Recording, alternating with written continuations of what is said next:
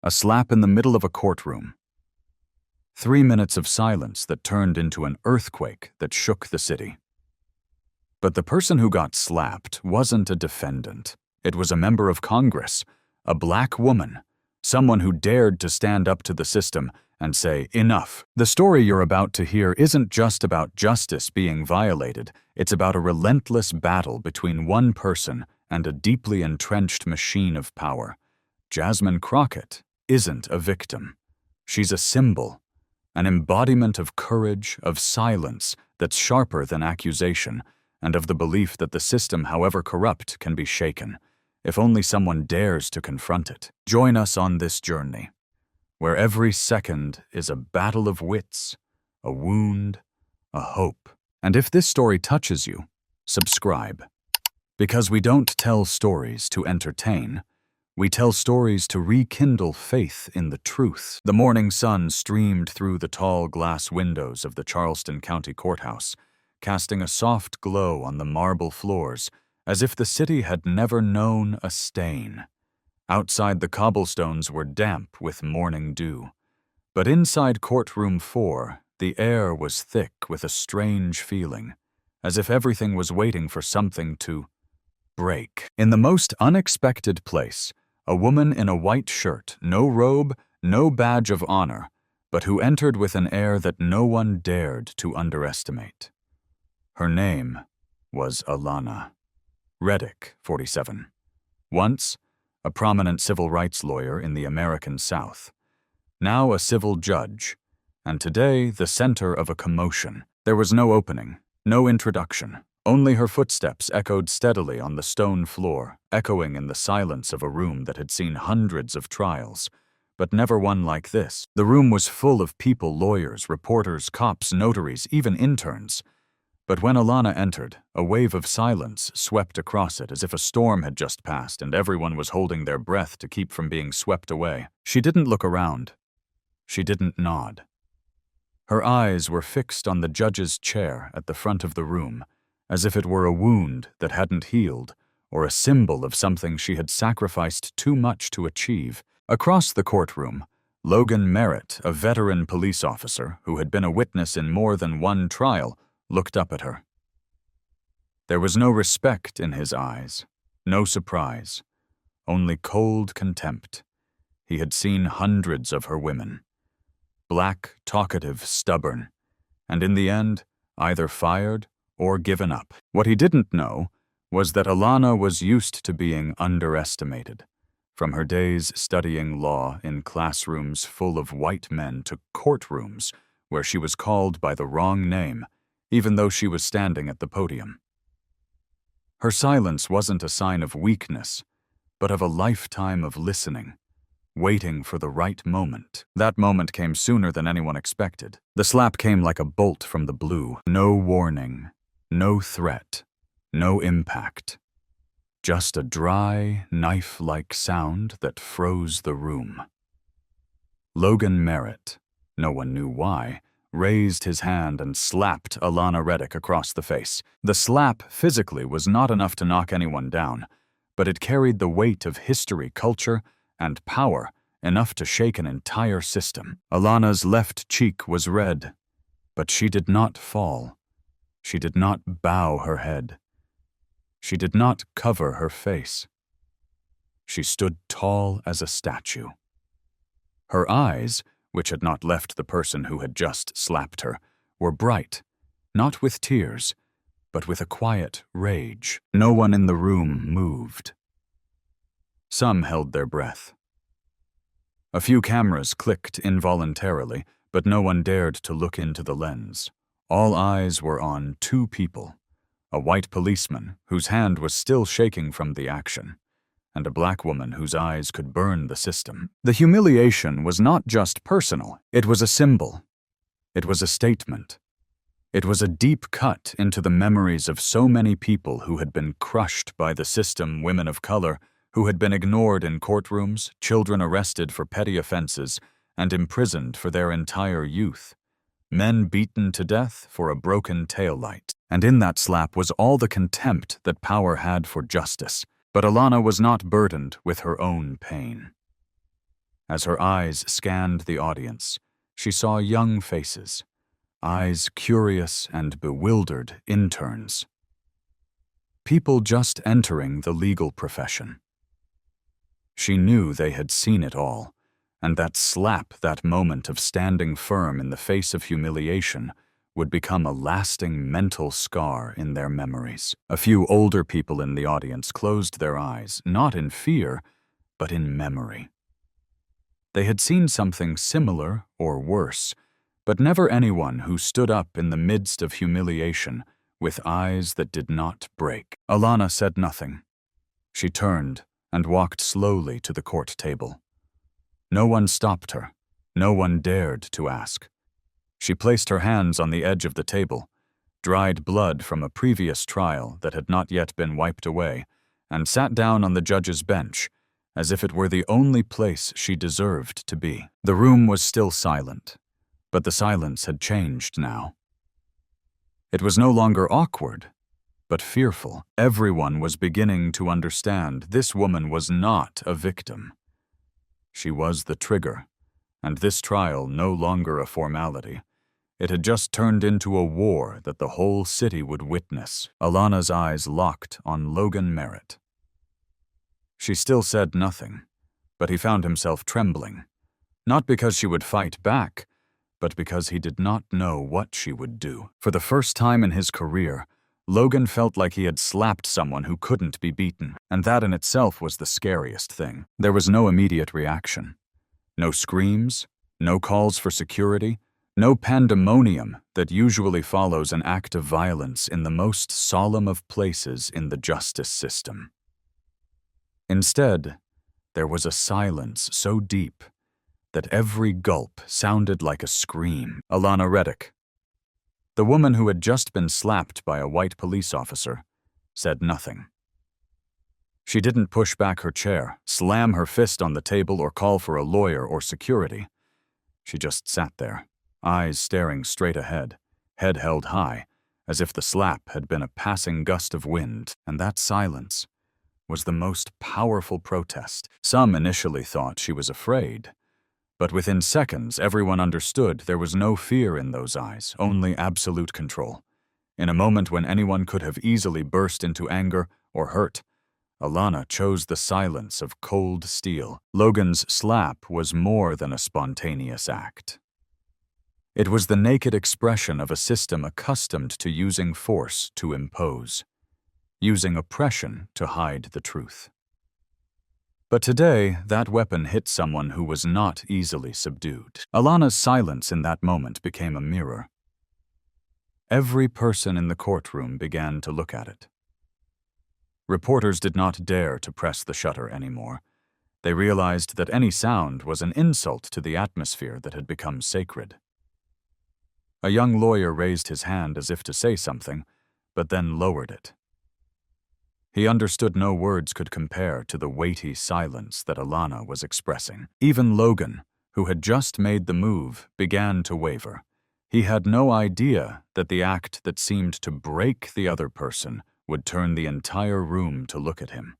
For the first time in years, he felt naked in the crowd, without power, without the veneer of title or uniform. And then Alana's gaze shifted. She looked not at Logan, but at the entire room, every single person from the recorder to the court clerk, from the attorneys to the interns huddled against the wall. She didn't have to say anything, because the message was clear. I'm silent, but I remember every face I know who is who, and I won't forget. The fear spread, not because she was threatening, but because everyone knew she would act at the right time in the right way, and without backing down. No one could hide in the dark when that gaze was on them. And in that stifling atmosphere, Alana's silence began to transform into a wordless declaration of war. She chose a unique way to resist, not with screams, but with intelligence and a terrifying discipline. A veteran journalist later recalled, "I have witnessed many shocking incidents, many boos, many arguments that caused the court to adjourn. But what I will never forget is the silence in the room that day, and a woman sitting still, not blinking, as if imprisoning the entire system of power with her calmness. Outside the courtroom, the news began to spread. News outlets immediately sent in their people. Hashtags began to appear on social media. The silent. Judge, justice. By stillness. Alana. Will not bend. People didn't know the inside story, but they were mesmerized by something simple. A black woman had been slapped in the middle of a court hearing, and she didn't fight back. She just watched. And that silence became the eye of the storm. When court staff came to ask her if she wanted a recess or a security call, Alana just shook her head. She didn't say anything, but her eyes said it all. I'm going to handle this, not the way you want, but the way the system has never dealt with it. It was then that it became clear her silence was a strategy, not a reaction. A preemptive strike, not a retreat. And that was what scared the opposition and the system. But what few people realized in that moment was that it was the silence that had turned the tide of power in the room. Things began to turn. Some reporters shifted positions, began to write headlines differently. A few sympathetic glances flickered in the crowd, people who had previously only known how to silently observe.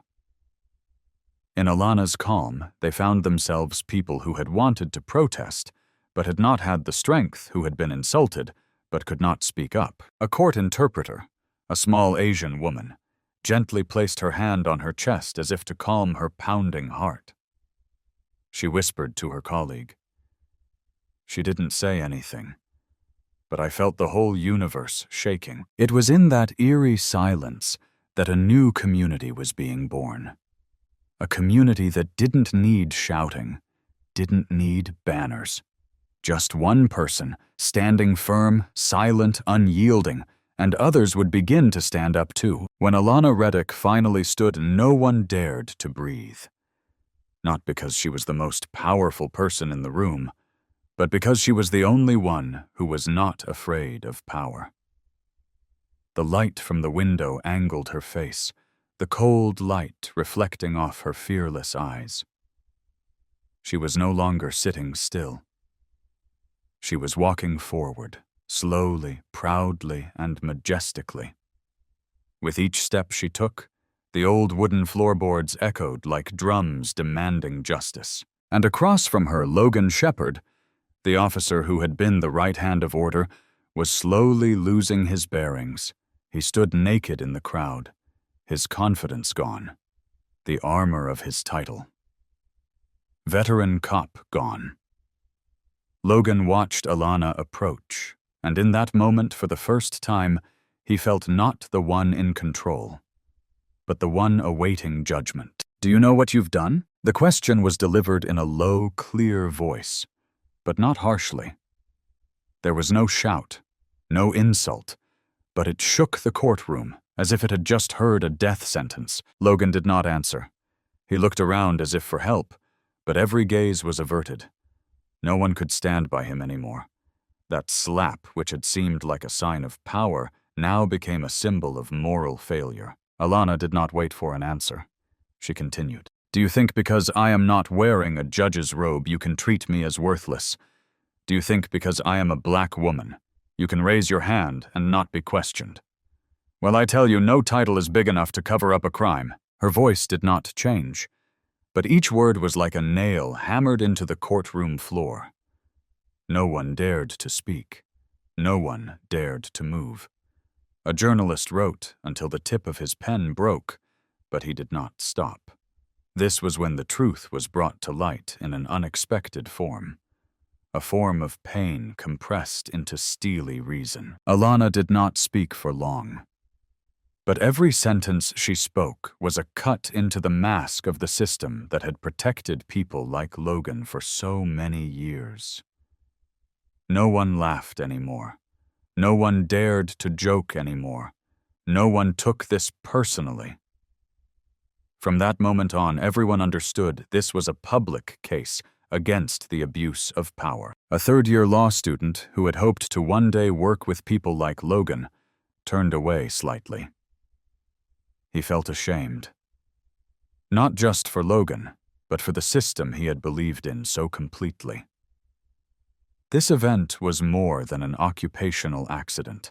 It was a slap in the face to the honor of the legal profession itself. Mr. Shepard, I am not asking you to apologize to me, because an apology from someone who knows nothing is wrong is meaningless. I am asking for justice, and I will not stop until you face it.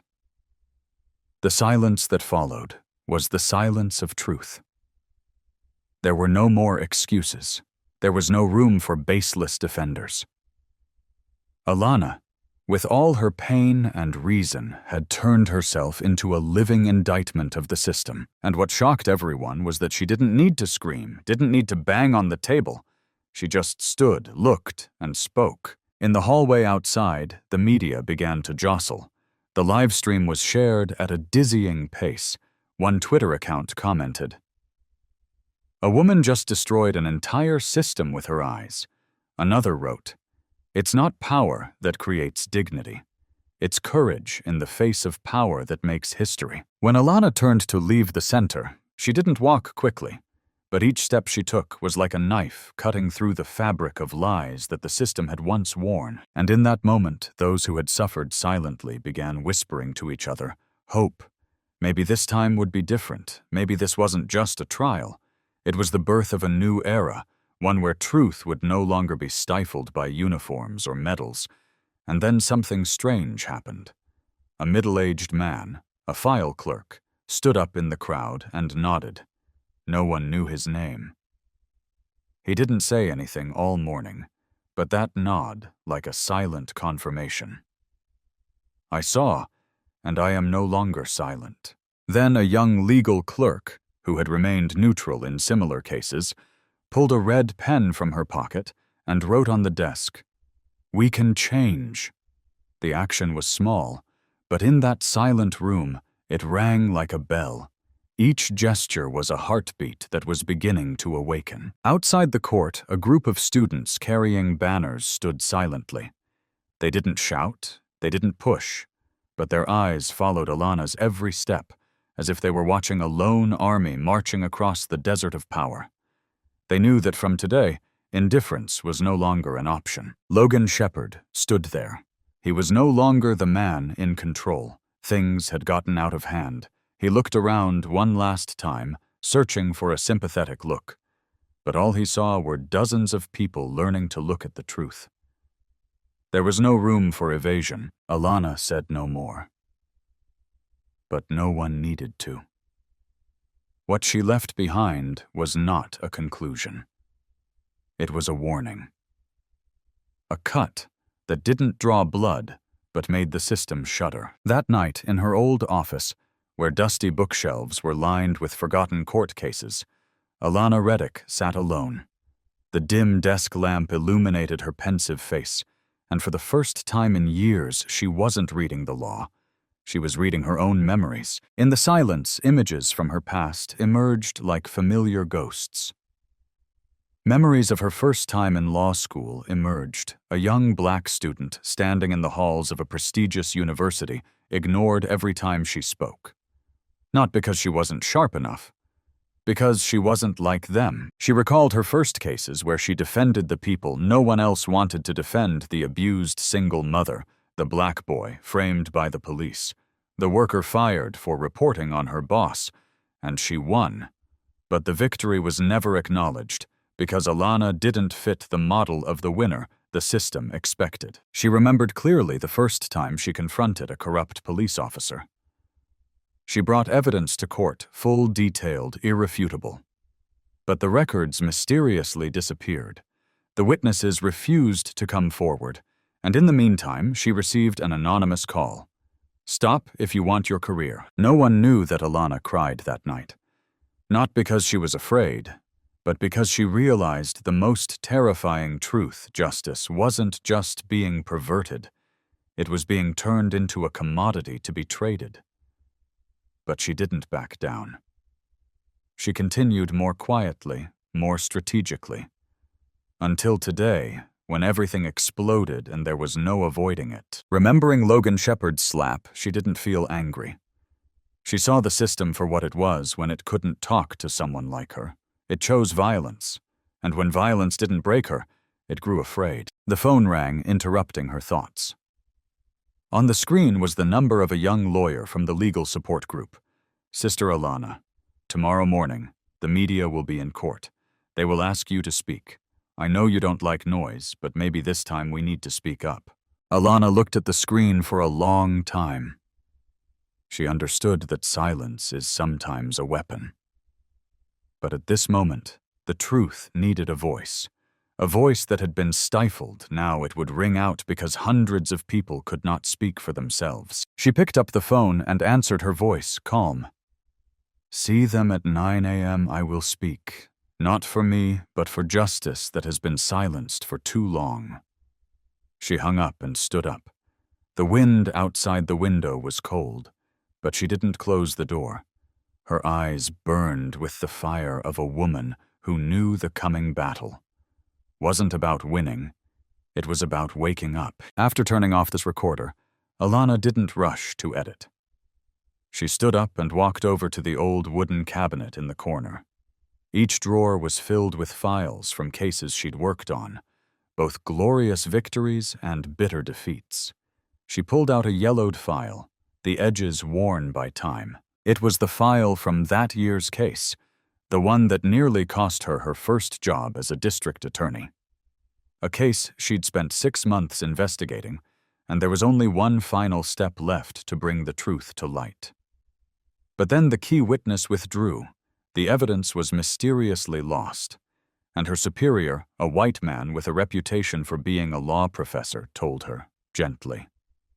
You need to learn to pick your battles. She nodded then. But inside, she made a vow that if given the chance again, she would never nod again. Today that chance had come not for a case, but for an entire system that needed to be judged. The doorbell rang, suddenly startling her. It was her assistant, Elise, the bright young woman who had been following her around on recent cases. Elise walked in holding a file. Elise, you're still here. I thought you needed this. Elise handed over the file of cases Logan Shepard had handled. I found a lot of strange things. There were unusually duplicate reports and signs of falsification. Alana was silent. The anger did not burst forth. It was submerged in a layer of cold determination. What she suspected had been confirmed. No longer a feeling, a proof. A system that had covered it up, tolerated it. Good job, Elise, Alana said softly, her voice low. We will not let them continue. She sat down, turning the pages of the document, her eyes following the words, as if looking into the soul of a rotten system. Elise stood silently beside her, but inside she was filled with pride, because she knew she was contributing to a war that not everyone had the courage to start. Outside, the city lights shone through the windows, casting a soft halo on Alana's face. And in that moment, both women, one old, one young, knew they were not alone. Tomorrow, when Alana steps forward, she will carry more than words. She will carry memories, pain, testimony, and the power of truth. This fight is no longer hers alone. It is the fight of hundreds of people whose voices have been denied. And in her heart, a whisper emerges. Not a question, but a declaration. I am not fighting to be a hero. I am fighting because if I don't, who will? The next morning, the air in front of the central courthouse was like a storm brewing. The media was pouring in from all over, cameras, microphones, phones, and all focused on the door where a woman would step out. Not as a victim, but as a truth teller. And that woman, Alana Reddick. Alana did not come alone. She walked out with Elise and 2 other members of the investigative team, a young Asian lawyer and an independent journalist who had been threatened for writing about police violence. Each step they took marked a change. No one bowed, no one shied away. Their faces wore the same calm expression, but their eyes burned with an unquenchable fire. The truth was about to be told. The iron gates of the courthouse opened, and Alana stepped onto the steps, cameras whirring, flashbulbs flashing. But she was unfazed. She had been ready for this moment. She did not read from a sheet of paper. Her voice was deep and clear in the crowd. I am not here to tell a sad story. I am here for a slap. Not just to my face, but to justice. And I am here to ask, how long will we be silent? The crowd held their breath. I am not the first person to be insulted in a courtroom, but I hope I am the last one to be beaten, and the system will turn a blind eye. Today, I am not just speaking for myself. I am speaking for the child convicted on a piece of paper the police made up, for the father who was wrongly arrested and lost his job, for the mother who did not dare to sue for fear of retaliation. She paused, looking straight into the camera. And I am speaking for you who are watching this news. Those who think that if you do not speak up, you will be left alone. The truth is, if we do not dare to look at the corrupt system one day, it will turn and trample on those who remain silent. The crowd erupted. On social media, the video of Alana's speech went viral. People who had been silent began sharing their stories under the hashtag #justice. With Alana, tweets, posts, and clips went viral. It wasn't just a slap. It was a blow to the foundation of trust. The social atmosphere was burning with anger, but there was also a glimmer of hope. Many civil society organizations began to take action. A group of lawyers proposed reopening a series of cases involving Logan Shepherd young students sent hundreds of letters asking to intern at Alana's office, saying they wanted to learn how to be lawyers from someone like her. A retired police officer also called to meet privately to share old files that had been suppressed, but the pressure was also increasing. The threats were no longer anonymous. One evening, Elise noticed someone following them as they left the courthouse. A gray car appeared 3 times on different routes. Elise, turn around. Alana ordered firmly. She wasn't afraid, but she knew she was being watched. When they got home, Alana sat down at her desk and for the first time in weeks wrote a brief will. If anything happens, give the entire Shepherd file and witness statements to the Tribune and Civil Rights Justice. The truth must survive me. The next morning, the media continued to swarm. But Alana didn't sit still. She took the initiative to invite a private press conference to a university where she had been rejected from teaching because she was too political. In a packed room, Alana presented not only the slap incident, but also a diagram of the connections between Shepherd, the internal affairs investigators, and the prosecutors who had dismissed the case against him. A political earthquake had broken out. The Internal Affairs Office announced an independent investigation. A member of Congress petitioned for Logan Shepherd's immediate suspension. A major newspaper reported the woman who got slapped in court is now shaking the system. Alana's office phone rang incessantly. An old gray-haired lawyer called. You don't know me, but I gave up on a case like this in 1986. When I saw you speak, I cried, and I'll do anything to keep you going. That evening alone, Alana sat in her office. She pulled out an old photo of herself in her law school gown, standing in front of a building where she had been rejected for an interview because she was not a good fit for the office culture. She stared at it for a long time, then smiled. Back then, they thought they weren't strong enough. They didn't understand that it was their refusal that created this strength. Late at night, when the city had quieted down, Alana stayed up. She took a cup of tea, stepped out onto the balcony, and looked down at the flickering lights of the street below. Someone was writing graffiti on the wall of an abandoned building. Justice begins with truth. She nodded slightly. The slogan did not come from any of her campaigns, but from anonymous young people. But it was proof that the fire she lit had spread. The next day, Elise brought a small box of papers.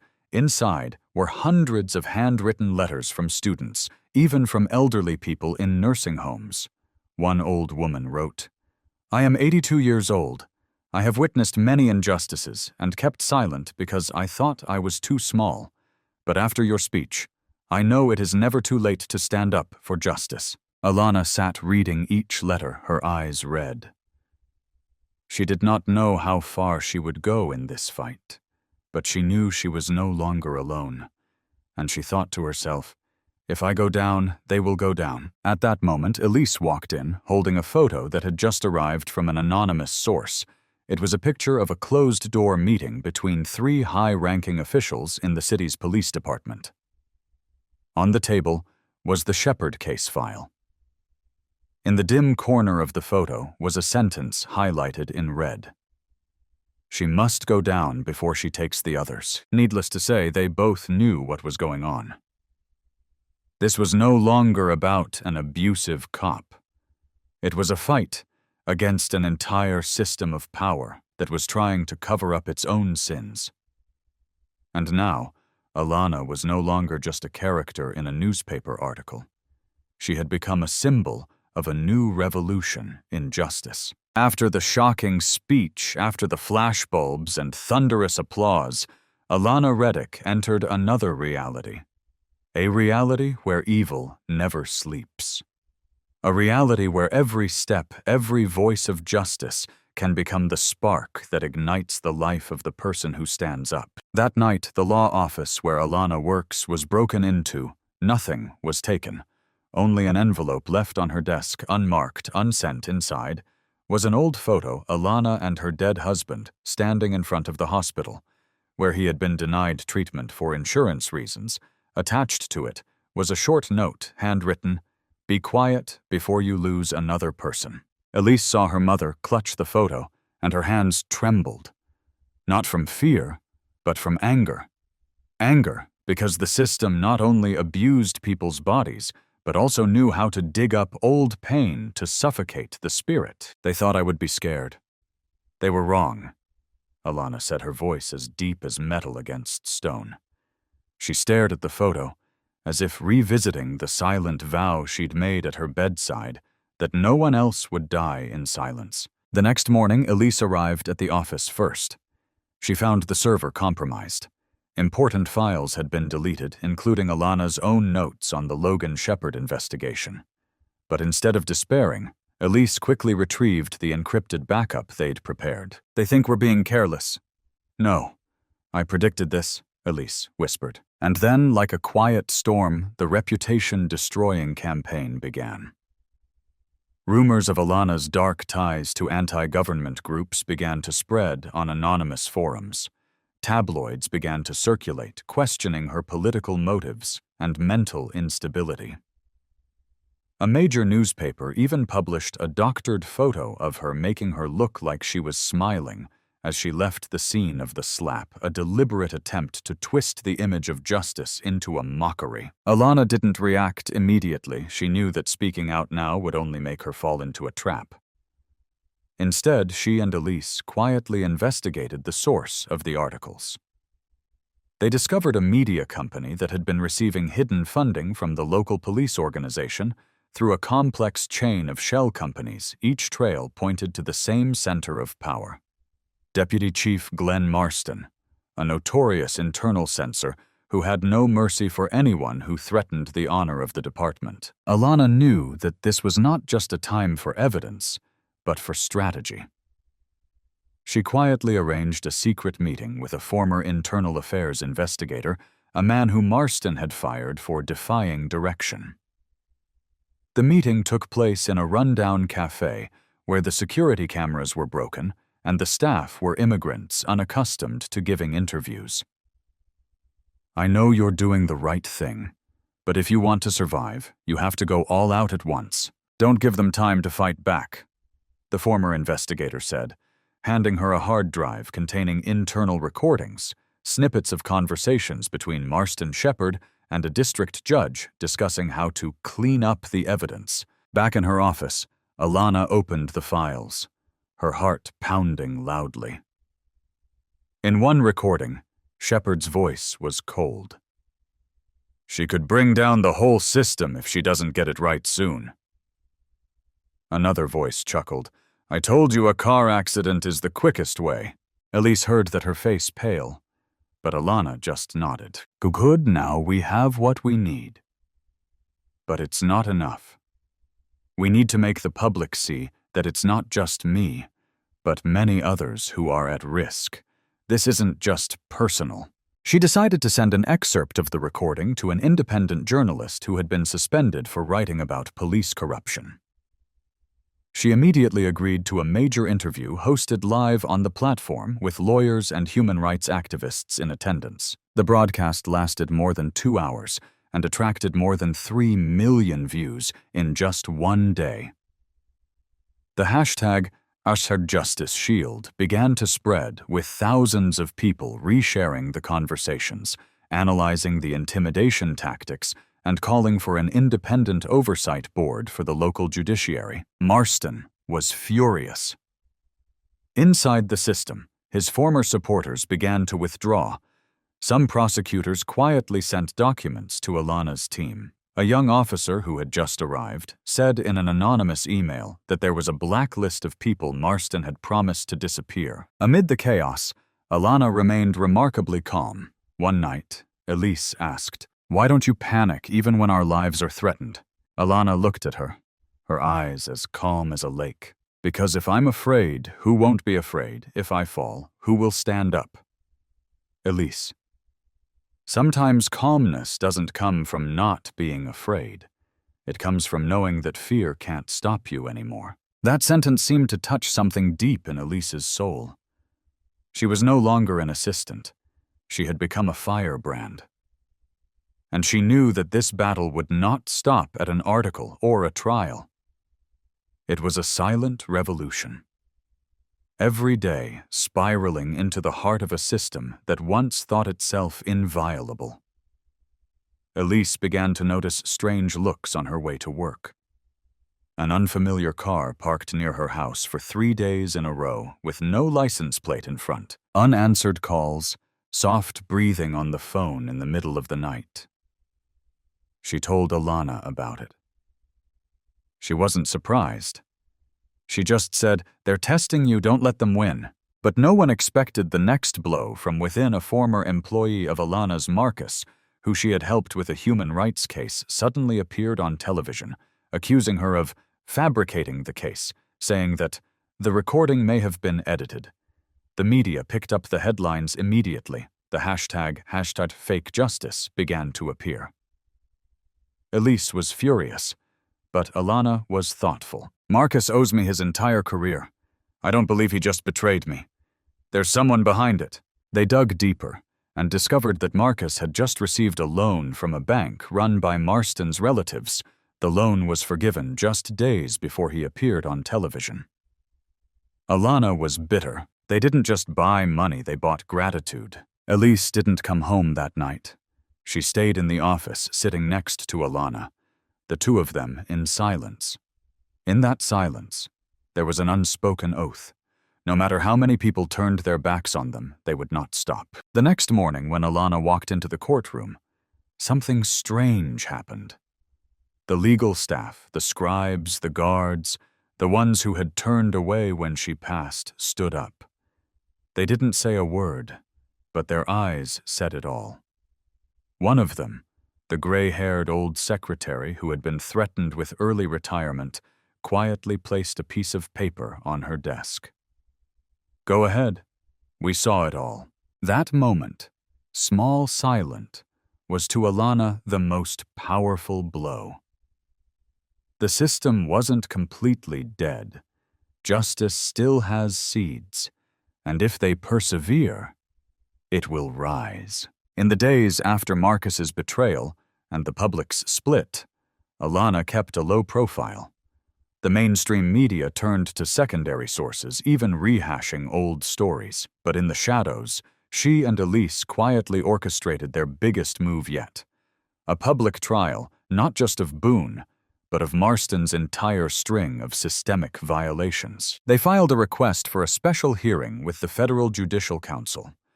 This was rare and almost never granted. But the recording released in advance and signed by nearly 70,000 citizens in just 3 days created enormous pressure. Finally, the announcement was made. The hearing would take place live on national television. As soon as the news was confirmed, shockwaves rippled through the community. People flocked to the courthouse, with signs reading, "Alana, our voice. Justice now, not later." Short videos of Alana's journey from the slap in the courtroom to the threatening envelope went viral on social media. Alana knew this was a pivotal moment, but she brought more than just evidence. She brought people victims of a broken system. Elise helped connect with each one. A woman who lost her husband after being denied medical attention, a teenager who was wrongly imprisoned for 3 years because he looked like a suspect, a former police officer who was forced to resign after exposing internal affairs. They entered the hearing room with Alana, not loud, not angry, but living pillars of an affirmation. Justice was no longer an idea. It was a reality. Marston could no longer smile. For the first time, he was forced to face the charges no longer behind classified files or internal investigations. When he was called upon to speak, he tried to keep his voice steady. "We're being attacked by an emotional campaign. Emotions shouldn't be driving the law." But Alana was the witness, and she wouldn't let him lead the story. For every statement he made, she countered with records testimony and hard evidence. In one memorable moment, she showed a photo of a girl who had been denied medical bail because her mother had a criminal record from 2 decades ago. The photo, the girl's eyes filled with tears, shuddered the room. "This isn't about emotion. This is evidence that your system causes real harm." Each witness stepped forward, none angry, none screaming. They told the truth, each story, a knife cutting into the moral veneer the system had built around itself. The television reporters accustomed to dry political reporting could not hide their emotions. The 8 p.m. news changed tone instead of asking for a stance. They asked, "What would you do if justice was perverted for power?" The night before the 3rd hearing, Alana returned home. She received a handwritten letter. No threats, no signature. Just one line. "Thank you for not letting my pain be in vain." She didn't know who wrote it. Maybe a witness, maybe someone she'd never met. But the letter made her understand this was no longer a one-man fight. This was a generational movement. Elise called in the middle of the night. "Alana, the video of your first day of testimony just hit 10 million views. But more importantly, there are over 600 petitions to the Department of Justice to investigate Marston and his entire system." The next morning, when Elise and her grandmother walked into court, hundreds of people lined the sidewalks, silently holding signs, "Justice is watching." The hearing that day lasted longer than expected. But at the last minute, when Alana presented the final recording, Marston saying, "I control every courthouse from here to the 6th district," the room held its breath. His former defenders slumped and averted their gaze. One member of the hearing panel quietly closed the book, sighing, "No more justice will speak." And in that moment, Alana, once considered an outsider, became the person who rewrote the definition of justice for an entire city. But what Alana didn't expect was a change in the system itself. From the silent ones. The day after the 4th hearing, Elise handed her a file. Inside were letters from nearly 30 local judges who had been silent, but now voiced their support for her calling for a broad investigation by the Supreme Council. Soon after, something unprecedented happened. One of the Deputy Attorneys General, Francis Halden, announced on television that the hearings have exposed a dangerous flaw in the judicial oversight system, and she will be calling for an independent oversight commission. The mood in the city began to change. On the streets, people painted Alana's portraits on old walls. On social media, the hashtag #justice with Alana became a symbol of solidarity. No one called her the whistleblower anymore. They called her the judge of the people. And then, as a final storm to clear the air, An independent media group released an anonymous video recording a conversation between Marston and top officials where they discussed plans to obstruct hearings, trap witnesses, and even manipulate reporters. The video spread like wildfire.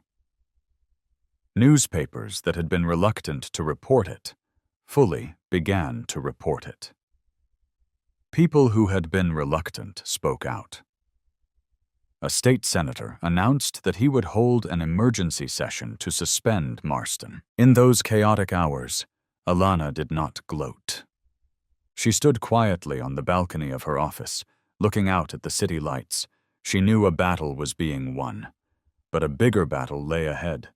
Rebuilding trust. Elise stepped out carrying a cup of tea. "Did you know a 6th grade boy emailed me today? He said, 'When I grow up, I want to be a lawyer like Alana to save lives, not to get rich.'" Alana smiled. There was hope in that smile. The fight she was leading was not just to end a series of injustices. It was to instill in a generation the belief that justice is not something far away. It is something people can create, protect, and fight for every day. Alana's victory seemed imminent, but as a cruel law of power in the face, the shadows began to gather to launch their fiercest counterattack. No longer hidden blows, but direct attacks. On Monday morning, Elise walked into the office with a pale face. On Alana's desk was an envelope with no sender. Only 2 words enough. Inside was a photo of her standing next to Elise in court. The angle was from a distance, but it was eerily clear. Elise whispered, "They're watching us every step of the way." Alana sat silently. Not afraid, but she knew the game was no longer within the law. It was a life-or-death game. The next day, a small fire broke out in the City Hall office, where the files of old cases Boone had participated in were kept. The night watchman reported, "I heard glass shattering." Then everything went dark. The surveillance camera was disabled. The police concluded an electrical short circuit, but everyone understood it was an act of erasing traces. Not stopping there, a message was spread online. "Whoever helps Alana will pay." A security guard who had stood outside the courtroom was assaulted when he got off work. A witness suddenly withdrew from the hearing, saying it was unsafe for his family. Elise was shocked, but Alana was strangely calm. She called an internal meeting in her legal office. Her eyes scanned each of her colleagues. "We are entering the most dangerous part, but at this moment, the truth needs us more than ever. Whoever cannot continue, I completely understand." No one left. A young employee stood up, his hands shaking. "I used to be afraid, but now I am afraid of the opposite, afraid of doing nothing." In the darkness, ordinary people chose to step forward. At the same time, a national television station announced that it would broadcast the final hearing live, "Pressure on the System." Mounted Marston, in a private interview, revealed her true face for the first time. "She may have gotten the attention, but the system doesn't change because of one person." That statement, instead of being a threat, became a catalyst. Public opinion boiled over. Those who had been silent began holding sit-ins, lighting candles, sharing their stories.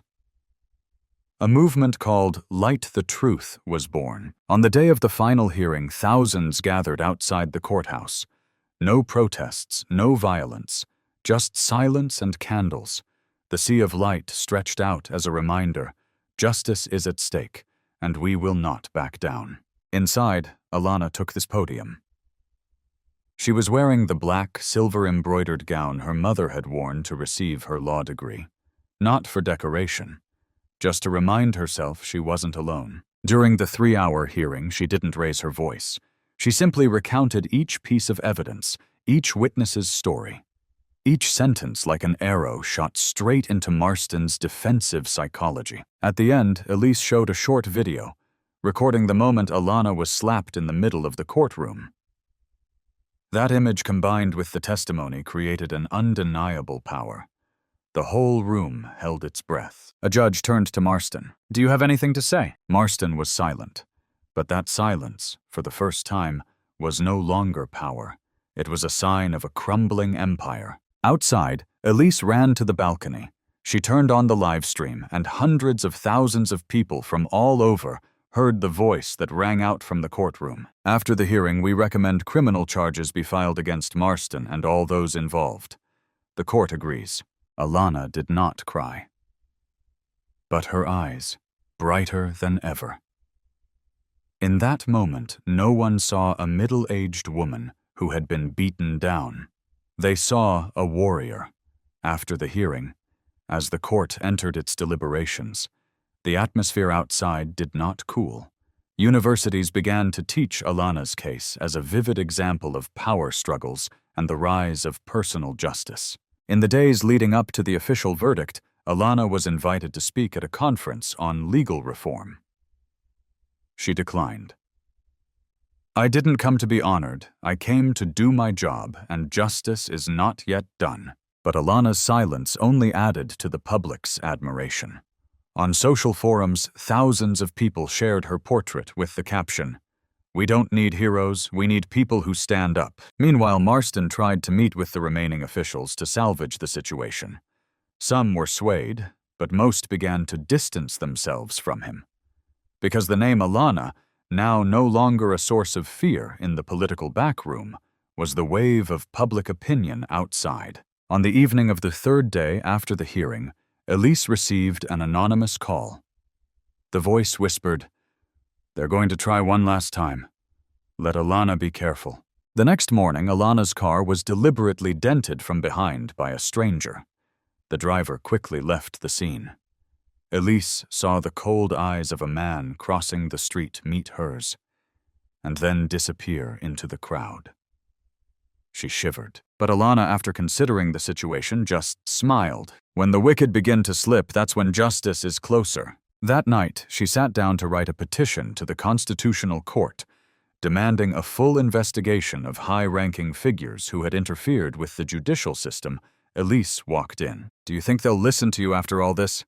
Alana replied. "They don't need to listen to me. They just need to know that someone is no longer willing to be silent." The next morning, a series of anonymous emails hit the city's internal court system. The subject line, "The Truth About Closed Trials, 2009 to 2016.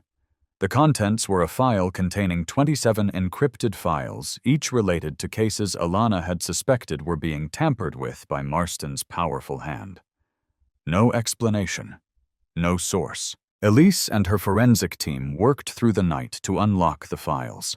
When the first layer of security was breached, they found internal recordings, emails between judges and manuscripts that had been edited before rulings.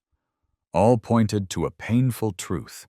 For more than a decade, innocent people had been wrongly convicted to protect a system. Alana sat in front of the screen, silently turning the pages. Each line was a stab to the heart of her ideals. "I am no longer a whistleblower, but a witness to history," she thought. That afternoon, she called an emergency meeting of the state's ethics board. When Alana stood before the board, she brought no documents, no charts. She brought only a photograph, the face of a 9-year-old who had lost her father to a wrongful conviction in 2011. Her voice trembled slightly. "If this system has a conscience, silence is not the answer." A female judge at the end of the table, known for her coldness, rose after the speech. She bowed to Alana and said, "We have allowed darkness to overshadow the law for too long." That evening, amid this crowd gathered in front of the courthouse, Alana stepped out. No press release, no declaration of victory. She simply said, "I don't promise to win everything, but I promise to never turn my back on justice, even if it's lonely, even if it's dangerous, even if no one is standing by my side." And then, from the hundreds of burning candles, a young woman stepped forward and hugged Alana tightly. "You're not alone. We're here." The applause spread like waves. No one sang, but everyone stood. In that silence, the power of justice was resurrected. Not by swords, but by human hearts. The following month, when Marston's trial officially began, Alana did not sit in the witness box. She chose a spot at the back of the room, where she could observe not only those who had been brought to justice, but also those who had stood up for justice. That morning, Elise set a cup of hot tea down on the table. "This is our day," she said. Alana nodded, her eyes no longer as sharp as before. Instead, there was a deep stillness of someone who had walked through storms and abysses, but had stood firm with a heart that had not hardened. When the verdict was announced, Marston was found guilty of abuse of power and manipulation of justice. The room fell silent. After a moment, a sigh rang out. Not of disappointment, but of relief. Some cried, some clasped hands. Elise whispered, "We did it." But Alana only replied, "No, justice did not prevail. Justice was only remembered." After the trial, a series of judicial reforms were introduced to the state legislature. Judges were required to declare conflicts of interest. An internal affairs watchdog was created. Cases of those who had been wrongly convicted were reviewed, and more than 20 wrongful convictions were overturned. The media began to call Alana the one who woke up the system. But she refused all the awards. She wrote a letter to every law school senior in the state. "Don't choose the law if you want safety. Choose it if you want pain. Because the truth sometimes has no voice, and justice is not a path. It's a wound to heal." A year later, at the small elementary school where Alana's father had taught, a new auditorium was dedicated, named the Alana Knight Justice Classroom. Not for its name, but for its spirit. On the wall was a hand-painted picture of Alana standing in the middle of a crowd, her eyes determined with candles burning behind her. She attended standing at the back, an 11-year-old boy who had been nearly sent to a reform school because of a ruling by one of Marston's former associates, stepped onto the stage. He said, "I don't know everything you did, but my mom says you brought me home, and I want to grow up to be like you." The room was silent. Alana shed tears, but this time not out of helplessness, but out of hope. Elise later continued her legal career, becoming the head of a state litigation reform group. Alana retired to teaching writing books and continuing to inspire the next generation. But every week, she still went to court, not to judge, but to sit in the public square, a silent symbol. It was said that on winter mornings she carried a notebook with her, writing down the proceedings. No intervention, no teaching. Just sitting there and listening. It was as if she was still defending justice in a quieter way. When asked why she still went to court every week, Alana smiled. "Because justice is not where you win. It is where you are not allowed to forget." In one of her last articles before retiring, Elise wrote, "Alana Knight is not simply the one who fanned the flames of justice. She is the one who keeps it burning when no one believes it will burn anymore." And in a corner of the courthouse, a candle still burns, small but never extinguished. In the years since, Alana Knight has become a symbol of the young generation's desire for change. Many nonprofits have named their scholarships after her to support law students of color and victims of injustice in the justice system. One of the special initiatives, called Fire of Truth, initiated by Elise, provides free legal representation to ordinary people who have been victims of abuse. On stage at the launch, Elise recalled, "Alana gave me not just a career, but a promise. That justice doesn't have to be big and bold. It just takes one person to stand still when the rest of the world walks away." Alana's portrait was hung at the main entrance of the federal courthouse, an unprecedented gesture for a retired judge. But what moved her most was not the recognition, but the handwritten letters from teenagers, working people. People who have made mistakes, from all over. "Thank you for not turning away. Because of you, I believe the law can be a place to start over." My son asked me, "Mommy, is she a superhero?" And I said, "No, she's just someone who isn't afraid of the truth." Each letter Alana read. Some she kept in a small wooden box by her bed. Others she taped to the wall of her office.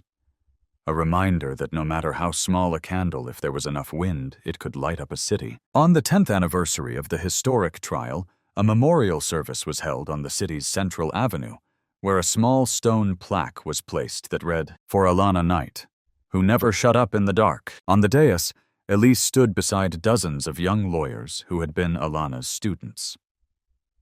A gentle breeze blew, swaying the white streamers that hung around the square. There were no fireworks, no loud music.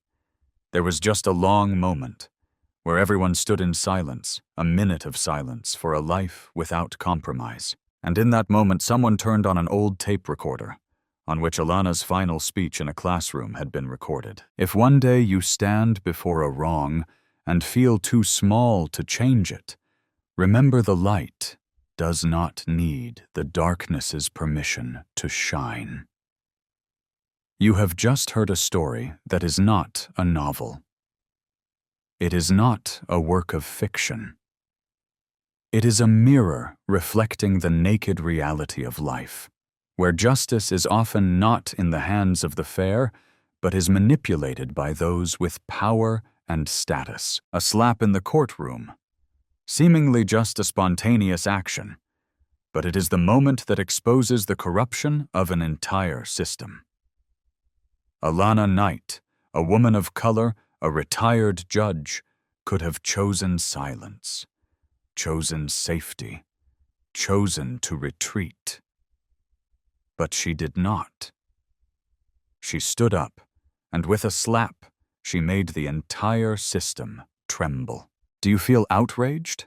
Do you feel suffocated by the hidden truths, the pains silently buried, the people buried in wrongful sentences just because they do not have enough voice? We cannot change the whole world in a day, but we can make a difference by our own responses, by spreading stories like this, by not looking away when the truth is distorted. Remember, silence is an accomplice to injustice. If this story makes you feel anything, be it anger, pain, or hope, please do not leave quietly. Hit that like button to show that you disagree with what is wrong. Leave a comment.